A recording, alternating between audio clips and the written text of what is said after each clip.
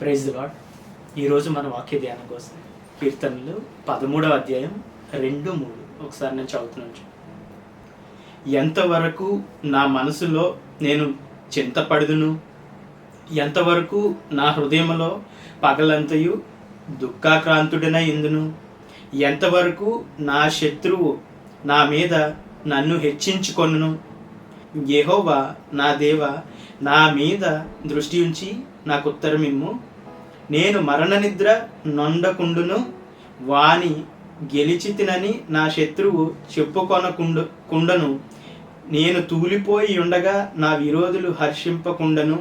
నా కన్నులకు వెలుగిమ్ము. ఇక్కడ మనం ధ్యానించే భాగం ఏంటంటే నా కన్నులకు వెలుగు ఇమ్ము. ఇక్కడ ఏం చెప్తున్నాడంటే దావీదు, నేను ఎంతవరకు నా హృదయంలో దుఃఖాక్రాంతుడనై, నేను ఎంతవరకు చింతిస్తూ ఉంటాను, ఎంతవరకు నా శత్రువు నా పైన హెచ్చించుకొని నేను వాడిని గెలిచితినని చెప్పుకుంటూ నా శత్రువు నా మీద నిలవబడి ఉంటాడు, ఎంతవరకు ఉంటాడు అని క్వశ్చన్ మార్క్ వేసుకుని తనకు తానే దేవుని అడుగుతున్నాడు. నా కన్నులకు వెలిగిమ్ము అని అడుగుతున్నాడు.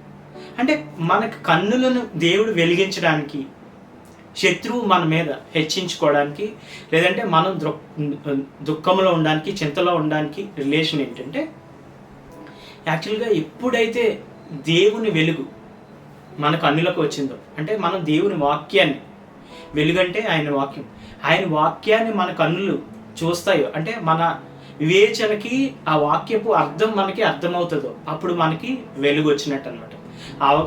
ఆ వాక్యం మీద మనకి అవగాహన వచ్చినప్పుడు, దేవుడు మన కన్నులను తెరిచినప్పుడు, మన కన్నులను వెలిగించినప్పుడు మాత్రమే ఆ వాక్యం మనకి అర్థమవుతుంది.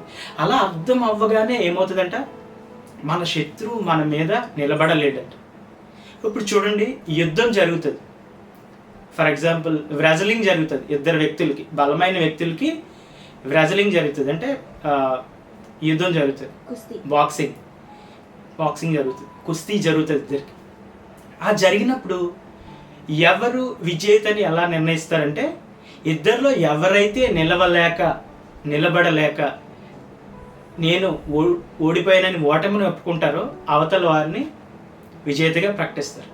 ఇక్కడ దావీదు ఏం చెప్తున్నాడు, ఎంతవరకు నా శత్రువు నాపై హెచ్చించుకొని నేను వాని మీద గెలిచితినని చెప్పుకుంటాడు అంటే, వెలుగు రానంత వరకు, ఆయన కన్నులకి వెలుగు రానంత వరకు శత్రువు ఏం చేస్తారంట, నిలవబడి ఉంటాడంట. ఇంగ్లీష్లో ఉంటుంది, enlighten my eyes so that my enemy cannot prevail over me. అంటే నా కన్నులు నువ్వు వెలిగించినప్పుడు నా శత్రువు నా మీద, నా ఎదురుగా నిలిచి ఉండలేడు అని ఉంటుంది. అంటే శత్రువు ఏం చేస్తాడంట, పారిపోతాడంట, నిలవబడలేడంట, ఓడిపోతాడంట ఎప్పుడు వెలుగు రాగానే.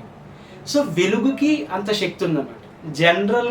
జనరల్గా మనం కొన్ని రోజులు ఇల్లు వదిలేసి వేరే ఊరు వెళ్ళామనుకోండి, మన కిచెన్లో ఎక్కడ థింగ్స్ అక్కడే మనం సర్దుకోకుండా వెళ్ళిపోయామనుకోండి, కిచెన్లో లైట్స్ అన్నీ ఆఫ్ చేసి, మనం వచ్చి రాగానే ఏమవుతుందంటే, ఆ కిచెన్లో మనం ఎక్కడెక్కడ వదిలేసిన పదార్థాలకి పురుగులు పట్టేసి, ఆ చీకట్లో, లైట్ ఆపేసిన చీకట్లో పురుగులు స్వేచ్ఛగా వాటికి ఏం కావాలో అవన్నీ చేసేసుకుంటాయి. మనం వచ్చి లైట్ ఆన్ చేయగానే ఏమవుతాయండి, ఆ పురుగులు ఎక్కడ సర్దుకుని ఎక్కడైతే చీకటి ఉందో అక్కడికి వెళ్ళిపోతాయి.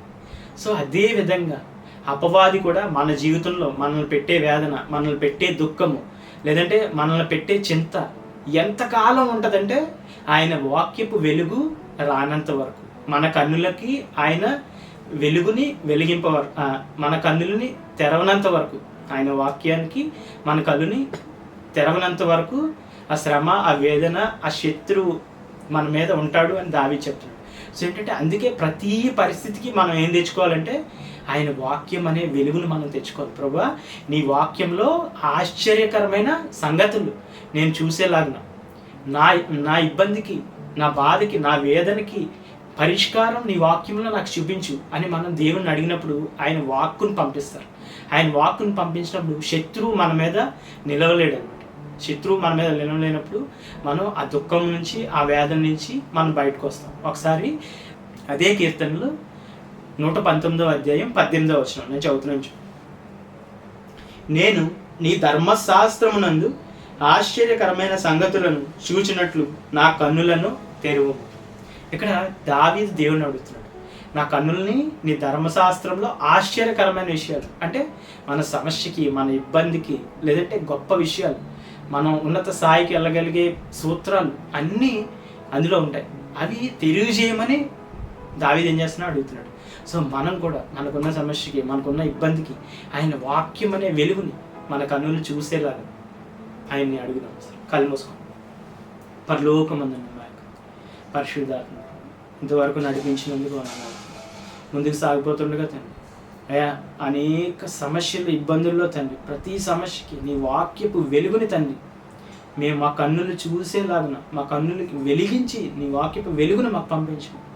నజరేయుడైన యేసయ్య నామమున అడిగి పొందుకొని ఆమేన్.